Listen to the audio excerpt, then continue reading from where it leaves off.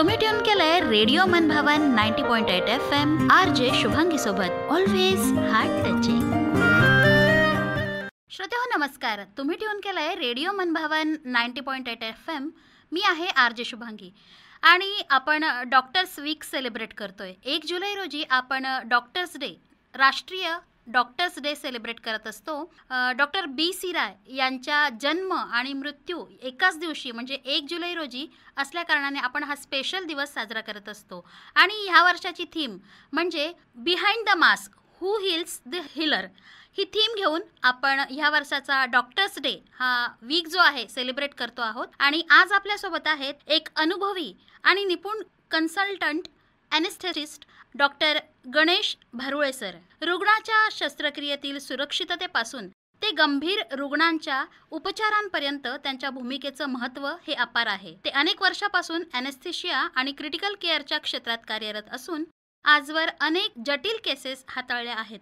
आणि विशेष गोष्ट सांगायची म्हणजे कोविडच्या काळात, म्हणजे जेव्हा पहिली लाट आपण अनुभवली होती, त्या काळात सुद्धा सरांनी धैर्य दाखवत त्या काळात सुद्धा आपलं जे कार्य आहे ते सतत चालू ठेवलं होतं सातत्यानं. ज्यावेळी कोणीही बाहेर निघायला, कोणाशी बोलायला, कोणाकडे बघायलाही हिंमत करत नव्हतं, त्या काळात सुद्धा सरांनी आपलं कार्य मात्र सातत्यानं चालू ठेवलं होतं. आणि अशा व्यक्तिमत्वाशी आज आपण गप्पा करणार आहोत आणि जाणून घेणार आहोत त्यांचा इथपर्यंतचा प्रवास. तेव्हा सर नमस्कार. नमस्कार. तुमचं रेडिओ मनभवनच्या स्टुडिओमध्ये हार्दिक स्वागत आहे. सर, मला सुरुवातीला तुमचं बालपण कुठे आणि तुमचा शैक्षणिक प्रवास कसा होता त्याबद्दल सांगा ना. माझं बालपण म्हणजे एक खेड्यागावामध्ये झालेलं आहे. वडील जिल्हा परिषद शिक्षक होते, त्यामुळे आम्ही खेडोपाडी असे वडिलांच्या जिथे नोकरीचा दिवस असायचा त्या ठिकाणी आम्ही खेडोपाडी असं शिक्षण घेतलेलं आहे. जिल्हा परिषद शाळेमध्ये माझं शिक्षण झालेलं आहे. अच्छा. आणि हायस्कूलच्या काळामध्ये मग आम्ही जळगावला शिफ्ट झालो आणि मग जळगावला आम्ही भगीरथ इंग्लिश स्कूलमध्ये मग मी शिकलेलो आहे. 10वी पर्यंतचा प्रवास असं झालेला आहे.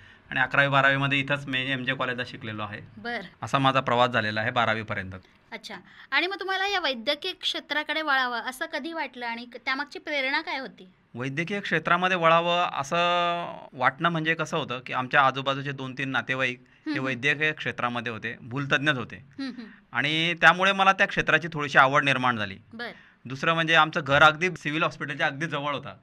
अगदी समोरच सिव्हिल हॉस्पिटल होतं जळगावचं. त्यामुळे विशेष आकर्षण डॉक्टरांबद्दल झालं किंवा रुग्णांकडे पाहण्याचा दृष्टिकोन एक बदलत गेला. म्हणून तेव्हापासून असं वाटलं की आपणही असं काहीतरी करायला पाहिजे. आणि तेव्हापासून मग मला असं वाटलं की आपण डॉक्टर बनावं आणि त्या अनुषंगाने मी प्रयत्न सुद्धा सुरू केले. अरे वा. डॉक्टर, मला सांगा ना, ॲनेस्थेशिया म्हणजे नेमकं काय आणि त्याचे प्रकार कुठले कुठले असतात त्याबद्दल? ॲनेस्थेशिया म्हणजे आपल्याला एक वेदनामुक्त शस्त्रक्रियेमध्ये वेदनामुक्त राहणे हा सगळ्यात महत्त्वाचा भाग आहे ॲनेस्थेशियामध्ये. मग त्याच्यामध्ये वेगवेगळे प्रकार असतात. एक पूर्ण भूल असते, एक आपण रिजनल ॲनेस्थेशिया म्हणतो, म्हणजे वेगवेगळ्या भागाची भूल दिली जाते, किंवा मग नुसतं सिडेशन असतं, फक्त झोपून ठेवणे, अशा प्रकारची भूल असते. अशा वेगवेगळ्या प्रकारच्या भूल असतात. किंवा मग लोकल भूल असते, म्हणजे फक्त जागेवरची भूल देणे, एखादा थोडासा आपल्याला डोळा भूल द्यायचा आहे तर जागेवरची भूल देणे, अशा पद्धतीची भूली असतात. हां, तर यामध्ये तुमची जी भूमिका असते ती शस्त्रक्रियेपूर्वीची आणि नंतरची ती कशी असते? शस्त्रक्रियेपूर्वीची म्हणजे रुग्ण हा आधी घाबरलेला असतो किंवा त्याच्या मनामध्ये भयंकर चलबिचल विचार असतात किंवा मग खूप टेन्स असतो तो, त्याच्यामध्ये तणाव असतो. मग त्याच्याशी सुरुवातीला आम्ही प्री ॲनेस्थेशिया चेकअप म्हणतो त्याला, म्हणजे शस्त्रक्रियेपूर्वी भुलेच्या डॉक्टरांनी केलेली तपासणी, मग त्याच्याशी बोलणं, त्याच्याशी संवाद साधणं. दुसरं म्हणजे त्याच्याला काही विविध आजार आहेत का, त्याचे काही ब्लड प्रेशर, डायबिटीज किंवा अजून काही जटिल आजार आहेत का, आधीच्या काही तपासण्या झालेल्या आहेत का, आधी काही त्याला आजार आहेत का, किंवा आधी शस्त्रक्रिया झालेल्या आहेत का, त्यावेळेस काही गुंतागुंत झालेली होती का, अशा पद्धतीने त्याच्याशी ते चौकशी करणे, रिपोर्ट घेणे आणि आत्ताची काय भूल आहे त्याच्याबद्दल थोडंसं त्याला समजून सांगणे की आता आपण कोणतं ऑपरेशन करणार आहे, त्याबद्दल कोणती भूल देणार आहे, अशा पद्धतीने. बरोबर. Tune in anywhere, radio मनभवन 90.8 FM, always heart touching.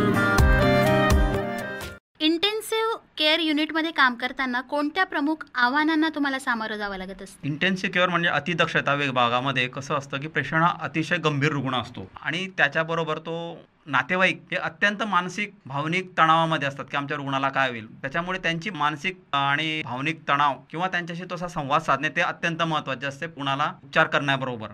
कारण त्यांच्यामध्ये एक तो मानसिक तणाव किंवा उद्रेक होण्याचे चान्सेस असतात, म्हणून त्या पद्धतीने विविध पद्धतीने त्यांना हाताळावं लागतं.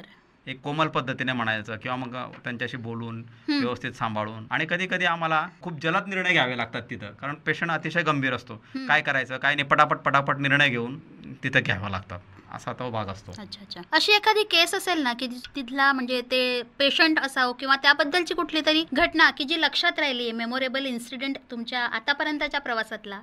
आयसीयू मधला म्हणजे एक अत्यंत लक्षात राहण्यासारखा प्रवास म्हणजे एक रुग्ण होती, ज्यावेळेस मी नुकताच जॉईन झालेलो होतो सिव्हिल हॉस्पिटलला ॲज अ भूलतज्ञ म्हणून. आणि त्यावेळेस मला अतिदक्षता विभाग तपासायला दिला, म्हणजे त्याची पाहणी करण्यासाठी प्रमुख म्हणून नेमलेलं होतं. आणि एक रुग्ण होती, मेडिको लिगल असल्यामुळे मी तिचं नाव सांगू शकत नाही. 17 वर्षाची रुग्ण होती आणि तिने ओपी पॉयझनिंग म्हणजे आपल्या फवारणीचे जे औषधं होते ते खूप मोठ्या प्रमाणात घेतलेले होते आणि ती बेशुद्ध होती. बापरे. जळगावच्या एक प्रख्यात आयसीयू मध्ये तिचे उपचार चालू होते. उपचार 17 दिवस चाललेले होते आणि उपचारही व्यवस्थित चालू होते.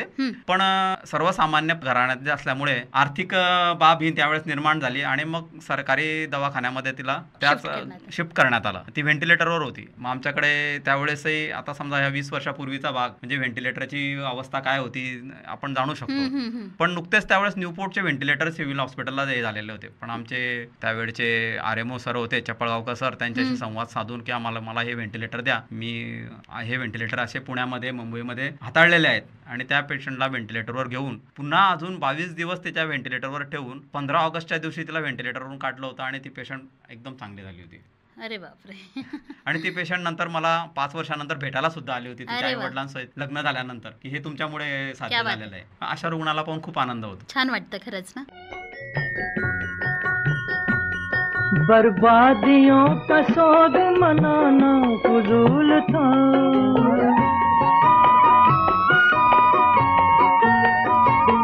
बर्बादियों का सोग मनाना फजूल था, मनाना फजूल था, मनाना फजूल था.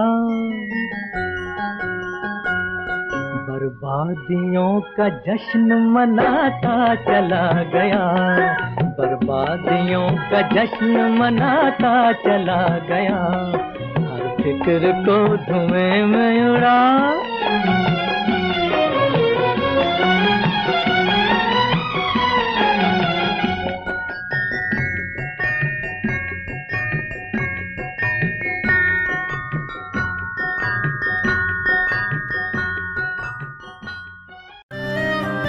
Tune in anywhere.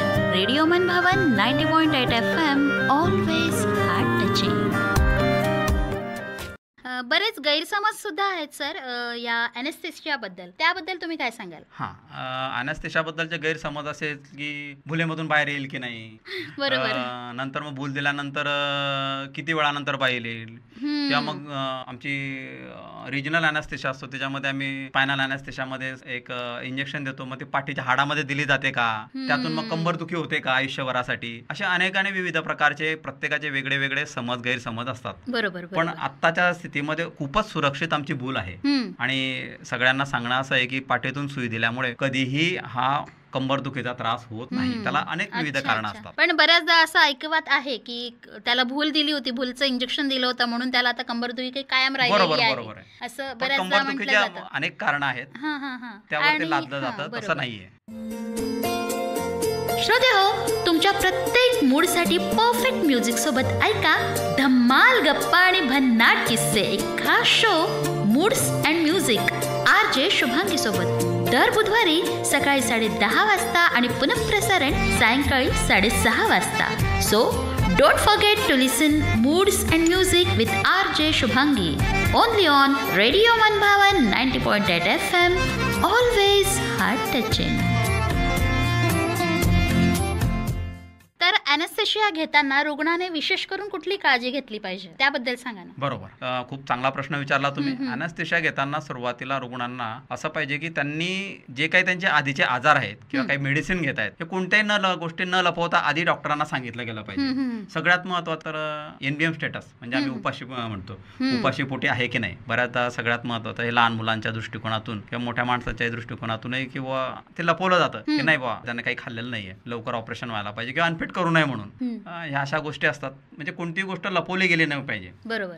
हे असं महत्त्वाचं असतं. आणि ॲनेस्थेशिया देताना रुग्णाच्या पूर्व तपासणीचं महत्त्व काय आहे? पूर्व तपासणीचं महत्त्व असं आहे की ॲनेस्थेशियाचा त्याचा डोस किती दिला गेला पाहिजे, कोणतं औषध दिलं गेलं पाहिजे. एखाद्या गोष्टीमध्ये एखाद्या पेशंटला एखाद्या विविध आजारामध्ये कॉन्ट्रिंडिकेटेड असतं, हृदयाचे आजार असतात, त्याच्यामध्ये वेगवेगळ्या औषधं वेगवेगळ्या प्रकारच्या रुग्णांना काहींना द्यायला चालत नाही, काहींना डोस कमी जास्त द्यावा लागतो. म्हणून ते आम्हाला आधी रिपोर्ट असणे किंवा माहिती असणे अत्यंत गरजेचं असतं. बरोबर. सर, कोविड काळातलं तुमचं कार्य हे आम्हाला माहितीच आहे की सातत्याने तुम्ही ते कार्य करत होतात, कुणालाही न जुमानता. तर कोविड काळात इंटेन्सिव्हिस्ट म्हणून आपला अनुभव कसा होता? अतिशय म्हणजे शब्दात न सांगण्यासारखा अनुभव आहे तो.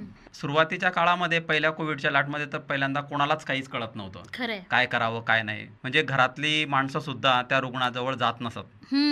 अशा वेळेस त्या रुग्णांजवळ जाणं, त्यांना भावनिक आधार देणं, औषधांची त्यावेळेस कमतरता होती, असं हे करून ऑक्सिजनची कमतरता असायची. अशा पद्धतीने ते रुग्ण हँडल करणं, सगळ्या गोष्टी त्यांना भावनिक आधार देणं, त्यांना जेवणाच्या गोष्टीचे सांगणं आणि नंतर त्यांना ट्रीट करणं आणि नंतर ते झाल्यानंतर एक नातेवाईकांना तो पेशंट परत सोपवणे की आता हा चांगला झाला, याच्यापासून तुम्हाला धोका नाही, हे सांगणं ही अत्यंत जिकरीची गोष्ट होती. हे तो अनुभव अत्यंत वाईट होता खरंच. अशी परत एंडेमिक लाट परत जगावर येऊ नये. नाहीये. तेच आपण तीच प्रार्थना करूया. सर, तुमच्या या कार्याची बऱ्याच न्यूजपेपर माध्यमांनी दखल घेतली होती, त्याबद्दल सांगा ना. आम्ही त्या काळामध्ये इतकं अविरत सेवा केलेली आहे, त्यामुळे लोकमत सारख्या मोठ्या पेपरांनी सुद्धा आमची दखल घेतली होती. त्यावेळेस मी ॲनेस्थेटिस्ट म्हणून आपल्या मेडिकल कॉलेजला जॉईन होतो. तर अशा वेळेस भूल देण्यासाठी सध्या अत्यंत जिकरीचं काम होतं कोविडच्या पेशंटला. कारण कोविडचा रुग्ण होता, एखादी प्रेग्नंट पेशंट आहे, तिला कोविड झालेला आहे, मग आपण तिला सिझर करण्यासाठी अवॉइड तर करूच शकत नाही. बरोबर, ती केस तर हँडल करावीच लागणार. प्रायव्हेटमध्ये कोणत्याही ठिकाणी ते असे ऑपरेशन होत नव्हते त्यावेळेस. मग अशा वेळेस अशा पेशंटला भूल देऊन सुरुवातीचे काही काळ पूर्ण जिल्ह्यातल्या पेशंटला एकट्याने भूल दिली. तो काळ जरा वेगळा होता. खरं. आपण ट्यून केलं आहे रेडिओ मनभावन 90.8 FM. Always heart touching. आपलं खानदेश, आपली माणसं.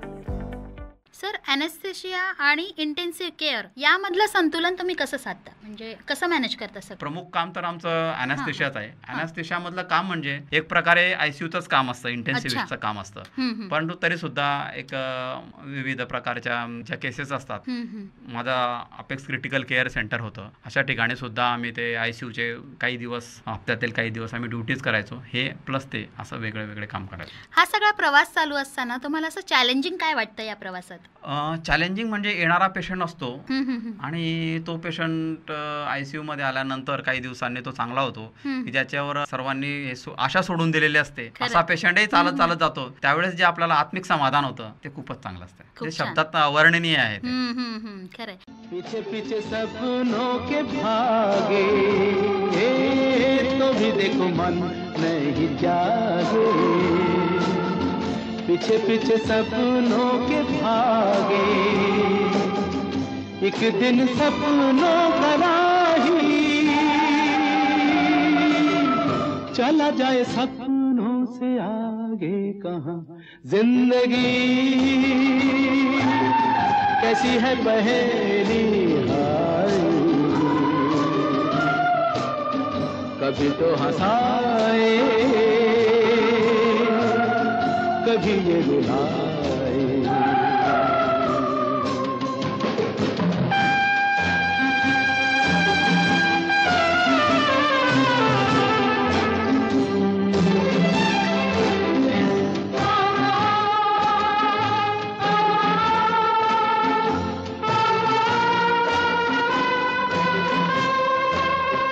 जिन्होंने सजाए यहाँ मेले, सुख दुख संग संग झेले. जिन्होंने सजाए यहाँ मेले, सुख दुख संग संग झेले, वही चुनकर खामोशी यूं चले जाए अकेले कहाँ. जिंदगी कैसी है पहेली हाय, कभी तो हंसाए. Tune in anywhere. रेडिओ मनभावन 90.8 FM. Always heart touching. Sir, आपली कौटुंबिक पार्श्वभूमी त्याबद्दल सांगा ना थोडंसं. कौटुंबिक पार्श्वभूमीमध्ये असं आहे म्हणजे की माझे आई वडील दोघंही शिक्षक होते. अच्छा. खूप खडतर प्रवास झालेला आहे. हम्म, हम्म. वडील जिल्हा परिषदला होते, आई नगरपालिकेला होती. वडील वेगळ्या ठिकाणी, आई वेगळ्या ठिकाणी. मग आमची थोडीफार आबाळ व्हायची. पण अशा याच्यामध्ये आम्ही अगदी सर्वसामान्य मध्यम कुटुंबामध्ये जीवन जगलेले आहेत. हम्म. अशी परिस्थिती होती. हो ना, हो ही ना. खूपच साधारण परिस्थिती होती. आणि तुमचं हे बिझी शेड्यूल असतं सगळं, कधीही तुमची धावपळ होत असते, कधीही कुठल्या ठिकाणी तुम्हाला जावं लागतं, तर त्यावेळेला तुमच्या कुटुंबाची साथ तुम्हाला कशी मिळत असते? फारच कठीण प्रश्न आहे हा. खरंच आहे. तुम्ही पाहिलं असं की आपण काहीतरी ठरवलेलं असतं की चला बुवा, आज आपण कुठेतरी बाहेर जाऊ. आणि Exactly. नेमकं बाहेर जायला निघतं त्यावेळेस नेमकं आम्हाला एक इमर्जन्सी केस येते की चला बुवा, आता एक सेक्शन इमर्जन्सी सेक्शनला जावं लागेल. मग अशा वेळेस त्यांना सांगावं लागतं की नाही, आता एकतर प्रोग्राम कॅन्सल करावा लागेल किंवा मग तुम्ही पुढे जा. पण नशिबाने मला माझी बेटर हाफ, माझी पत्नी सुद्धा खूप मदत करते. घरचे आई वडील तर ते सांभाळूनच घेतात. बरोबर. समजूतदार आहेत सगळे. छानच छानच. हा. म्हणजे कार्याला तुम्ही तुमच्या प्राधान्य देता. हो हो, आधी Priority. कार्याला. हा, बरोबर. खूपच छान. सर, युथ जे आहेत, जे या क्षेत्राकडे वळू इच्छितात, त्यांना तुम्ही काय सांगाल? या क्षेत्रामध्ये वळण्यासाठी हा खूप खडतर प्रवास आहे. हम्म. प्रत्येक पेशंट हा वेगळा असतो. पेशंटचा जीव सांभाळणं आधी महत्त्वाचं असतं, त्याला वेळ द्यावा लागतो आणि मग नंतर तुमचं वैयक्तिक आयुष्य तुम्हाला भोगावं लागतं. असं आहे ते. खूपच कठीण आहे ॲनेस्थेशिया म्हणजे. जाता जाता मला सांगा ना, डॉक्टर ही ओळख तुम्ही कशी अनुभवता? म्हणजे त्याचे तुम्हाला प्राऊड फिलिंग कधी मोमेंट असा आला का? मग बऱ्याचदा येतो. ज्यावेळेस तो पेशंट आपल्याला रुग्ण कुठेतरी एखाद्या समारंभात भेटतो किंवा रस्त्यामध्ये भेटतो की हे डॉक्टर होते, यांनी आम्हाला भूल दिली होती. आणि मग आता बघा हे डॉक्टर, आम्ही आता खूप छान झालो. किंवा ICU मध्ये असताना आम्ही तुमच्या ICU मध्ये होतो बरं का. आणि त्यावेळेस मग नंतर मग आता हे चांगले या, त्यावेळेस ते ज्यावेळेस आपल्याला आपल्या डोळ्यासमोर दाखवतात की हे पेशंट होतं, हे असं असं झालेलं आहे, मग त्यावेळेस आपल्याला ते खूप छान वाटतं. ते खरंच सार्थकी झाल्यासारखं वाटतं. बरोबर. खूप छान, खूप छान. तर तुमच्या या माहितीपूर्ण गप्पांमुळे आमच्या श्रोत्यांना नक्कीच ॲनेस्थेशिया बद्दलच्या ज्या गैरसमज आहेत, समजुती आहेत आणि माहिती जी आहे ती मिळालेली आहेच नक्कीच. तर धन्यवाद डॉक्टर, तुम्ही या ठिकाणी आलात वेळात वेळ काढून. तर रेडिओ मनभावन टीम तर्फे मी तुमचे आभार मानते. धन्यवाद. Thank you very much. तुम्ही ट्यून केलंय रेडिओ मनभावन 90.8 FM RJ शुभांगी सोबत. Always heart touching.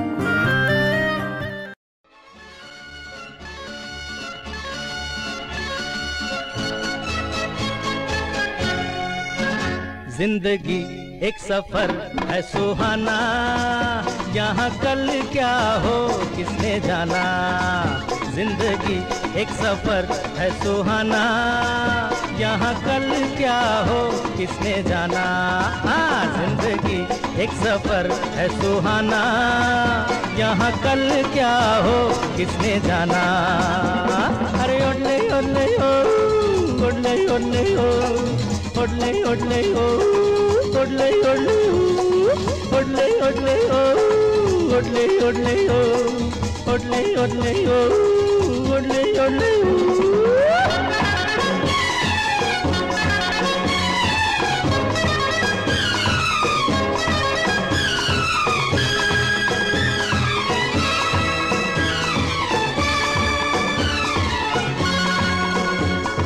चांद तारों से चलना है आगे, आसमानों से बढ़ना है आगे. अरे चांद तारों से चलना है आगे, आसमानों से बढ़ना है आगे. पीछे रह जाएगा ये जमाना, यहाँ कल क्या हो किसने जाना. जिंदगी एक सफर है सुहाना, यहाँ कल क्या हो किसने जाना. ओले ओले ओ, ओले ओले ओ, ओले ओले ओ, ओले ओले ओ, ओले ओले ओ, ओले ओले ओ.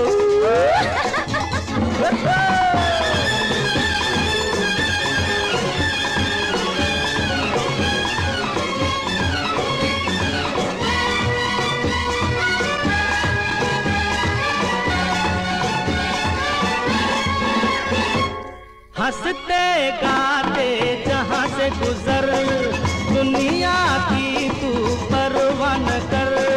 हंसते गाते जहाँ से गुजर, दुनिया की तू परवाह न कर. मुस्कुराते हुए दिन बिताना, यहाँ कल क्या हो किसने जाना। हाँ जिंदगी एक सफर है सुहाना, यहाँ कल क्या हो किसने जाना। ओटे ओटे हो, ओटे ओटे हो, ओटे ओटे हो, ओटे ओटे हो।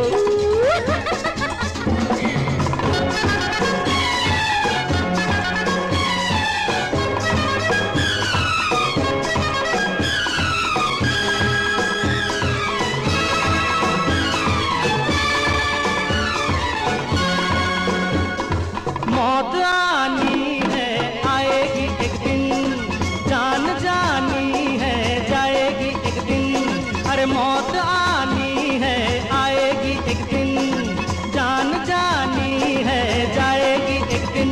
ऐसी बातों से क्या घबराना, यहाँ कल क्या हो किसने जाना। जिंदगी एक सफर है सुहाना, यहाँ कल क्या हो किसने जाना। Tit tit tit tit